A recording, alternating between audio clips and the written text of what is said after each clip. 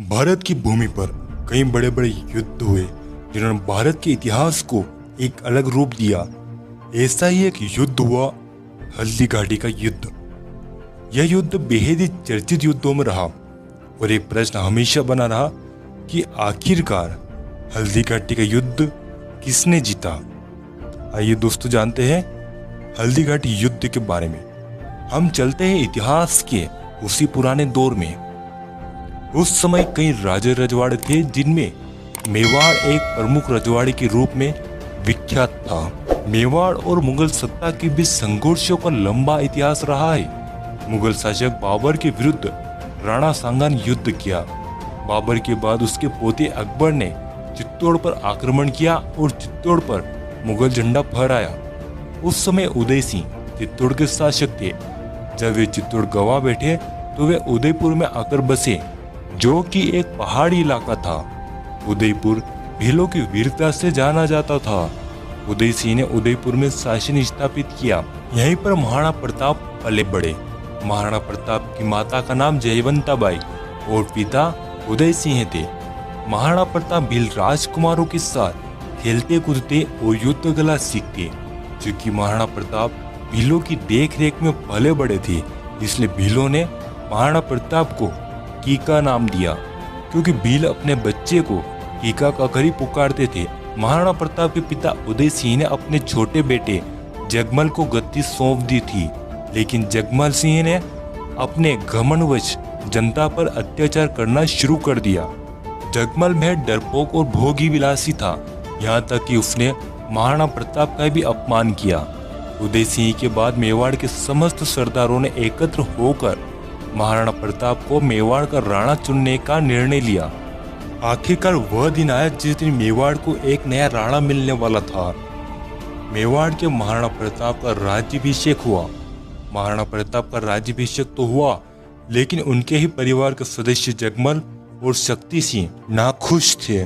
मेवाड़ अरावली पर्वतमाला से घिरा हुआ क्षेत्र रहा और इस अरावली पर्वतमाला में प्रमुख रूप से भील जनजाति का निवास रहा। उस दौरान देश के अधिकांश क्षेत्रों में मुगल शासक अकबर का दबदबा था। अकबर ने कई शासकों के साथ संधियां और युद्ध करके अपने शासन का विस्तार किया और इसी तरह से अकबर ने मेवाड़ को भी जीतने की योजना बनाई। अकबर ने पहले महाराणा प्रताप को संधि पत्र भिजवाए कि महाराणा प्रताप अन्य शासकों की तरह मुगलों से संधि कर ले। मुगलों के साथ सबसे पहले आमेर के राजा मान सिंह जा मिला। यह वही मान सिंह था जो अकबर के प्रमुख सेनापति बना, लेकिन अकबर की संधि महाराणा प्रताप को मंजूर नहीं थी। भला स्वाभिमानी महाराणा कैसे मुगल संधि स्वीकार कर ले। ऐसा नहीं था कि महाराणा प्रताप को केवल अकबर का ही सामना करना था, उन्हें अपने परिवार और रिश्तेदारों का भी सामना करना था। दरअसल मेवाड़ की सत्ता महाराणा के भाई जगमल को भी चाहिए थी, लेकिन जगमल मेवाड़ का शासक नहीं बन पाया। अकबर ने मेवाड़ की आपसी फुट का फायदा उठाया और जगमल को अपने पक्ष में कर लिया। जगमल सिंह मेवाड़ की राजनीति से नाराज होकर बादशाह अकबर के पास चला गया। अकबर ने जगमल को जहाजपुर का इलाके की जागीर प्रदान करी, साथ ही साथ सिरोही राज्य का आधा राज्य प्रदान किया। दरअसल जिस समय महाराणा प्रताप ने मेवाड़ की गद्दी संभाली, उस समय मेवाड़ राजपूतानी साम्राज्य बेहद नाजुक दौर से गुजर रहा था। अकबर की क्रूरता के आगे राजपूतानी के कई नरेशों ने अपने सर झुका लिए थे। कई वीर प्रतापी राजवंशों के उत्तराधिकारियों ने अपनी कुल मर्यादा का सम्मान भुलाकर मुगलिया वंश से वैवाहिक संबंध स्थापित कर लिए थे।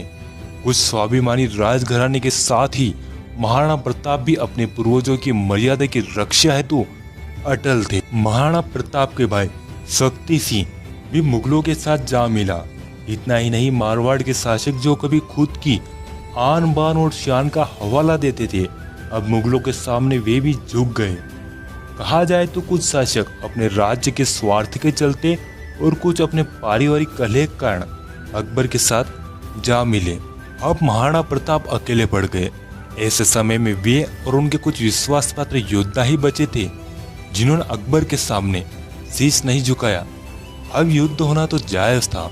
अकबर ने मान सिंह के नेतृत्व में 80,000 मुगल सेना को मेवाड़ पर आक्रमण करने के लिए भेजा।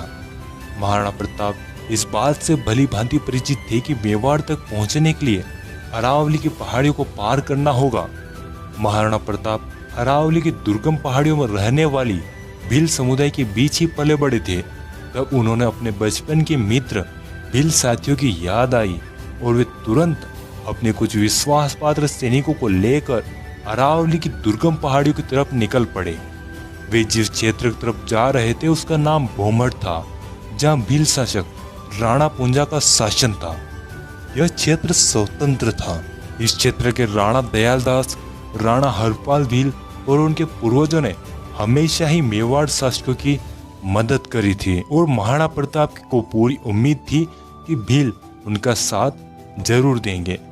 जब महाराणा प्रताप राणा पुंजा के भोमट क्षेत्र पहुंचे तो वे हैरान रह गए, क्योंकि अकबर का संरक्षक बेरम खां पहले ही राणा पुंजा से सहयोग प्राप्त करने के लिए आ पहुंचा।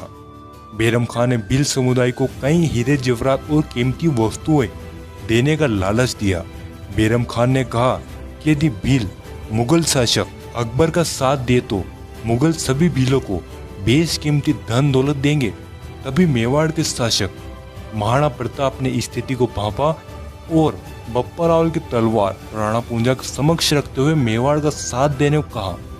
दरअसल बप्पा रावल और भीलों ने मिलकर कभी अरबों को भारत देश से खदेड़, इसलिए राणा पुंजा भील ने मुगलों की कीमती वस्तुओं और धन दौलत को छोड़कर महाराणा प्रताप का साथ देने का वचन दिया और कहा कि मरते दम तक हर एक भील मेवाड़ का साथ देगा।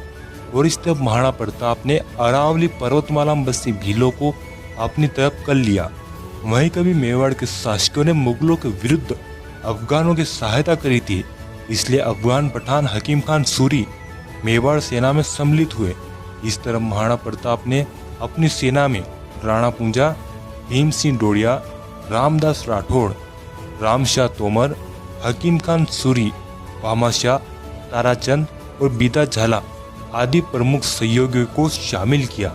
उधर अकबर ने मान सिंह के नेतृत्व में मेवाड़ पर आक्रमण करने के लिए सेना भेजी।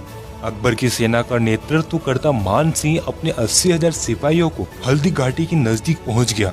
18 जून 1576 को वह ऐतिहासिक दिन था जब एक भयानक युद्ध होने वाला था, जो आने वाले समय में एक गहरी छाप छोड़ने वाला था।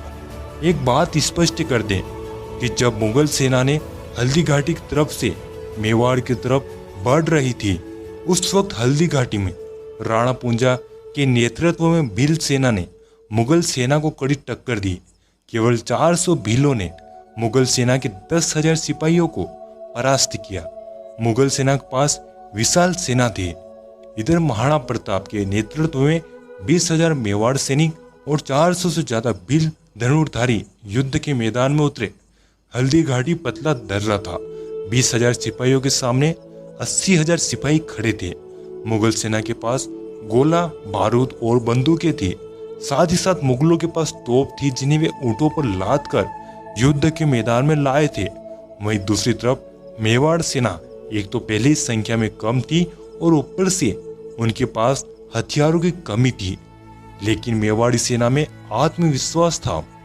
वे कम होकर भी एक एक मेवाड़ी सैनिक 10-10 सिपाहियों के बराबर था। दोनों सेनाओं के मध्य युद्ध शुरू हुआ। दोनों सेनाओं के योद्धा एक दूसरे को मारने को आतुर थे।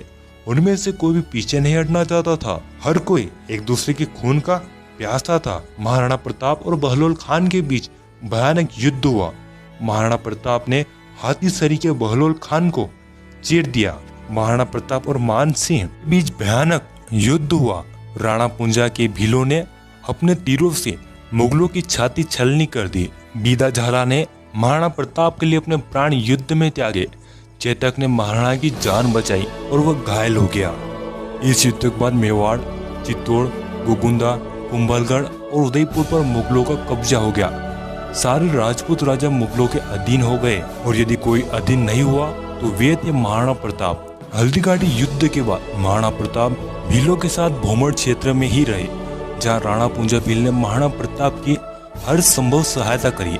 ऐसा कहा जाता है कि इस युद्ध के अगले 21 सालों तक महाराणा प्रताप ने भील समुदाय के साथ मिलकर मुगलों के विरुद्ध संघर्ष किया। राणा पुंजा की भील सेना मुगल सेना को लूटने में कोई कसर नहीं छोड़ती थी। कोई भी मुगल यदि भोमर क्षेत्र से होकर गुजरता था तो वह भीलों से बच नहीं सकता था। महाराणा प्रताप ने कभी मुगलों के सामने घुटने नहीं टेके। प्रताप की वीरता ऐसी थी कि उनके दुश्मन भी उनके युद्ध कौशल के कायर थे। उदारता ऐसी कि दूसरों की मुगल बेगमों को सम्मानपूर्वक उनके पास वापस भेज दिया। इस योद्धा ने साधन सीमित होने पर भी दुश्मनों के सामने सिर नहीं झुकाया। यह दुद्दा भील नामक बालक का नाम लेना बेहद जरूरी है। जब महाराणा प्रताप उनकी पत्नी और उनका नन्हा बालक अरावली की पहाड़ियों में थे, तब दुद्दा नामक नन्हे बालक ने आदम में साहस का परिचय दिया। उसने अपनी थाली में माँ द्वारा परोसी गई रोटियां हाथों में पकड़कर महाराणा प्रताप की तरफ दौड़ पड़ा। वह चाहता था कि वह खुद महाराणा प्रताप और उनके परिवार को भोजन कराए, लेकिन बदकिस्मती मानो कि जंगल में भारी आक्रमणकारियों ने उस नन्हे बालक का एक हाथ काट दिया। लेकिन फिर भी वह वीर बालक दुद्दा भील खून में लथपथ रोटियां लेकर महाराणा प्रताप की तरफ दौड़ा चला जा रहा था। आखिर वह अरावली की ऊंची पहाड़ियों पर चढ़ ही गया और उसने महाराणा प्रताप के हाथों में रोटियां देकर कहा, भोजन करिए। महाराणा प्रताप ने दुद्दा को गले लगा लिया। महाराणा प्रताप की आंखों में आंसू थे। उस बालक ने महाराणा प्रताप की गोद में ही प्राण त्याग दिए। सोचिए वह दृश्य कैसा रहा होगा। महाराणा प्रताप ने भील समुदाय की सहायता से अपने खोए हुए किले पुनः प्राप्त किए। उन्होंने दोबारा मुगलों पर आक्रमण कर मेवाड़ को स्वतंत्र कराया। भील राणा पुंजा के सहयोग के चलते महाराणा प्रताप ने मेवाड़ चिन्ह में उन्हें प्रमुख स्थान दिया। अकबर ने महाराणा प्रताप के बारे में कहा था, इस संसार में सभी नाशवान है।